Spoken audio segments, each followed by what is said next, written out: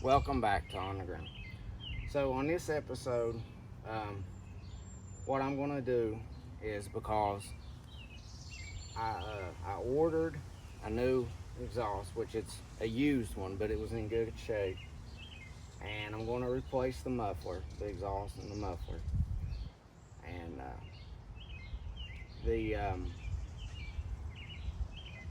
I ordered a new carburetor too. But in this episode, what I'm going to do is I'm going to take the plastics off here, and this one at least, and probably this, maybe this rear fender, I don't know. But I need to, this part's the part that's kind of difficult to access. But what I want to do is to be able to uh, get this exhaust manifold to um, connect or line up with the cylinder, because the there's a gasket in there, and whether it's the cam chain tensioner or the cam chain that needs to replace, or a exhaust leak, which it sounds like to me it could be, but we're going to check the exhaust first. We're going to place the exhaust and a new gasket, um, so that we can tune in to what that ticking sound is if this doesn't get rid of it. If this doesn't get rid of it, the next thing I have planned, Lord willing, is replace the cam chain and the cam chain tensioner. And I'm pretty sure that if it's not the exhaust manifold, that will correct it. Hopefully this will correct that sound, because it sounds like an exhaust leak near the manifold. I know the muffler has holes in it. Obviously this is not a new machine and it needs cleaning yet. But I really need a pressure washer to clean it the way I want and to detail it, which it's a ATV. It's not a show piece, but like that. But so in this episode, what we're gonna do is I'm gonna remove the fenders and stuff. That's the plan. So it'll already be on my way, so that sometime during this week, maybe, when I get the parts, I can go ahead and replace it, and it'd be more straightforward. I'm gonna leave it on for now, but when it comes time, I won't have anything in my way, and hopefully it'll be a pretty straightforward thing of simply taking this one off and putting the other one on.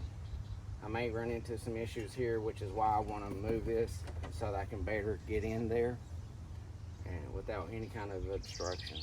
So that's why I'm doing it this way. I ordered a new carburetor, a Honda OEM, so it wasn't cheap. It's like $400. But now, I'm not saying that you need to do that.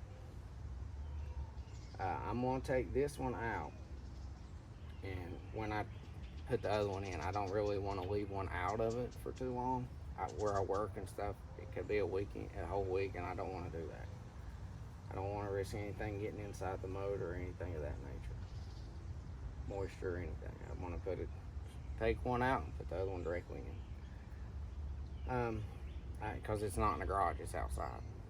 But anyways, so yeah, that's the plan.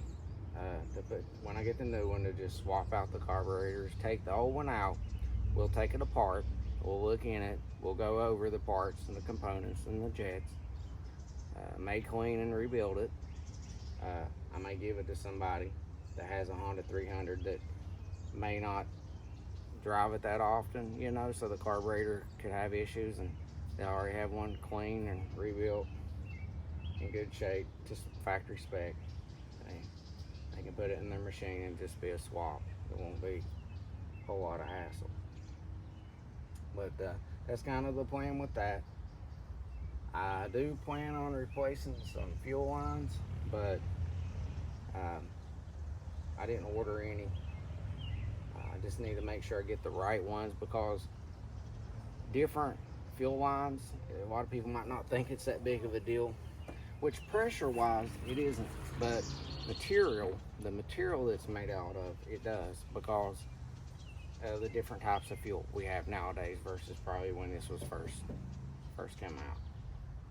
Ethanol and all that. The compound, the material in the fuel line, it's not really the best for it. And it can break up inside and get into your fuel carb and clog up your carburetor over time. It's just the difference in the type of fuels.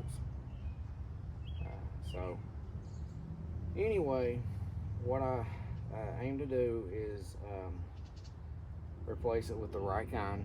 If I'm not mistaken, you want 30R9 hose.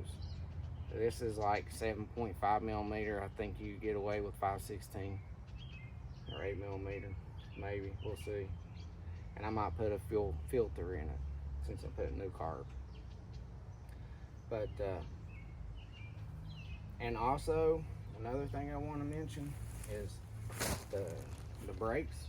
I have plans to repair the brakes or replace them, but I've been looking at a conversion kit for these, for the Honda 300. You can replace it with a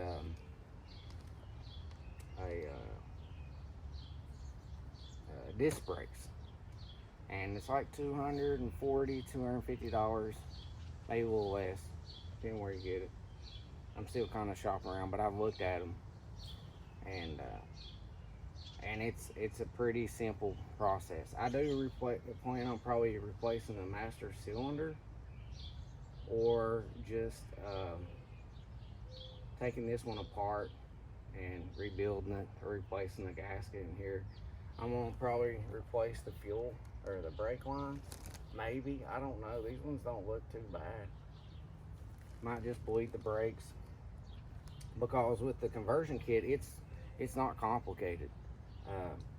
All it really consists of is taking your drum brake off the spindle, and the spindle and off the knuckle, or just the spindle, and bolting up the disc brake and calipers and stuff. Not complicated. It really ain't. It's a lot more straightforward and simpler process, because inside the drum brakes you have cylinders and seals and springs, and which I can order all the parts. I already actually put them in a Partzilla cart. All the parts I need. I already got the brake pads, but for the front and the rear. But maybe the springs too. But anyways, what I aim to say is that there's a lot more components. I mean, but it's not really too complicated once you familiarize yourself with the process. It really ain't. In bleeding the brakes, it's not really as much of a hassle as putting new brake lines in that truck, for example, where you gotta, if you don't buy them already pre-molded, you have to mold them, bend them and all that. But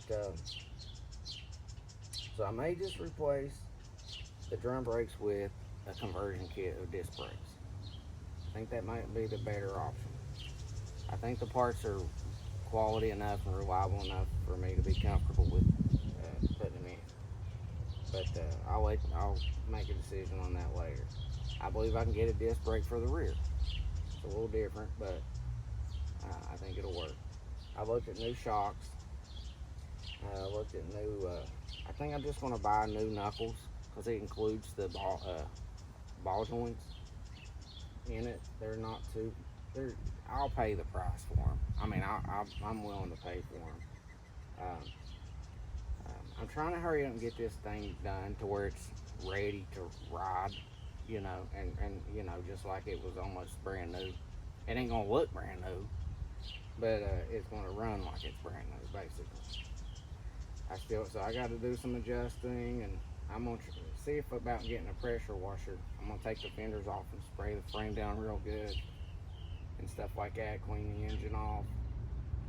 Again, it's not a showpiece, but I'm gonna try to clean it up like that. It's not too bad. I'm not too worried about it being clean, but mechanically sound is my goal here. it's I could make it look souped up and all that if I wanted to, but I'm not interested in that. It's more about functionality than aesthetics and looks. It has its own look. It's unique. It's got character. I like it as it is. Believe it or not, on a personal note, I kind of like these better than any of the new ones. The closest ones that I can find that I like is the Honda Rancher 420 basic. But even that I don't really like as much as this. There's a Honda 400, Foreman 400 from about the same year. I like those, but and I found a good one, a really good used one. It probably need a new carburetor because it hadn't been ran much, but it looks good. It don't have but like 160 hours on it, maybe. But it was a girl inherited it, and from her grandfather.